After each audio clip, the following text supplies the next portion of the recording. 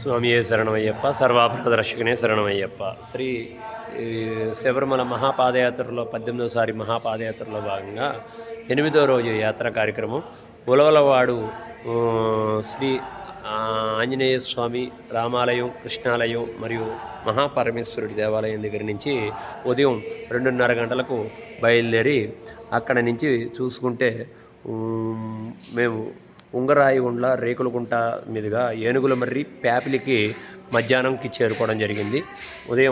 మధ్యాహ్నం కొంచెం ఎక్కువ దూరం అవడం వల్ల చేరుకునేసరికి 11:30 ఆ సమయం ఏర్పడైంది.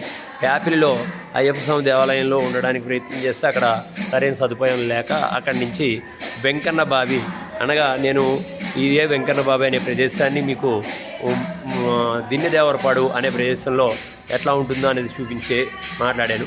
అట్లాగే అదే వెంకన్న బావి ప్రదేశం నుంచి కూడా దారి ఉందని చెప్పేసి మనకి ప్యాపిల్లో కూడా ఉందని చెప్పాం. ఆ వెంకన్న బావి ఆ ప్రదేశంలో ఆంజనేయ స్వామి దేవస్థానానికి చేరుకోవడం జరిగింది. 8వ రోజు మధ్యాహ్నం ఆ యాత్ర పూర్తయ్యేది. అక్కడ విశ్రాంతి తీసుకోవడం, సరైన సదుపాయాలు అన్నీ, స్నానం చేయడానికి అన్నిటికీ సదుపాయాలు ఉన్నాయి.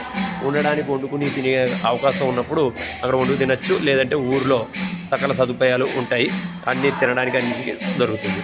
అలాగే మధ్యాహ్నం 2:30 దాకా అక్కడ విశ్రాంతి తీసుకుని 2:30కి ప్యాపిలి వెంకన్న బావి దగ్గర నుంచి యాత్ర మొదలయ్యి పాటసుంకాలమ్మ మీదుగా గుత్తి ప్రదేశానికి చేరుకోవడం జరిగింది.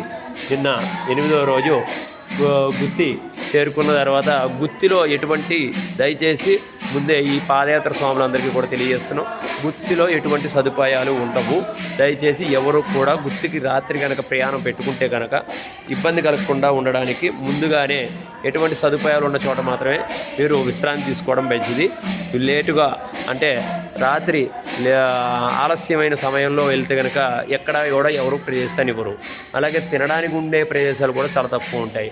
అలాగా నిన్న రాత్రి గుత్తికి చేరుకోవడం, ఆ రాత్రి సమయంలో వాన విపరీతంగా పడడం వల్ల రకరకాల ఇబ్బందులు కలిగించుకుని రాత్రి అంతా ప్రయాణం చేసుకుంటూ నేను మరి ఆ బాటసుంకాలమ్మ మీదుగా గుత్తి బైపాస్ ఏరియా నుంచి దాటి నేను అలా నడుచుకుంటూ వచ్చి దగ్గరగా నైట్ పామిడికి చేరుకోవాల్సిన పరిస్థితి ఏర్పడిందంటే ఎంత అత్యంత అద్భుతమైన బాధాకరమైన విషయం ఏర్పడిందో చూసుకోండి. అక్కడి నుంచి పొగరూరు మీదుగా పామిడికి చేరుకోవడానికి నాకు 17 కిలోమీటర్లు ప్రయాణం చేయవలసి వచ్చిన పరిస్థితి ఏర్పడింది.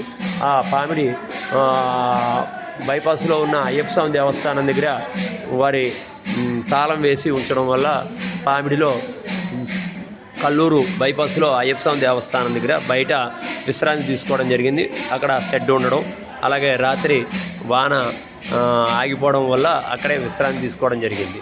రాత్రి నేను చేరుకునేసరికి 10:30 ఆ సమయం అయ్యింది. రాత్రి నిన్నటి వరకు ఛార్జింగ్లు లేక ఇబ్బంది కలగడం జరిగింది. ఇప్పటి వరకు యాత్రలో చిన్న ఆటంకాలు జరుగుతూ ఉంటాయి. అటువంటి వాటికి భయపడి బాధపడుతూ మాత్రం యాత్రని ఆపివేయలేం. కాబట్టి అయ్యప్ప స్వామి అనుగ్రహంతో ఇప్పటి వరకు 8వ రోజు యాత్ర పూర్తయినది. స్వామియే శరణమయ్యప్ప, సర్వాపరాధ రక్షకనే శరణమయ్యప్ప.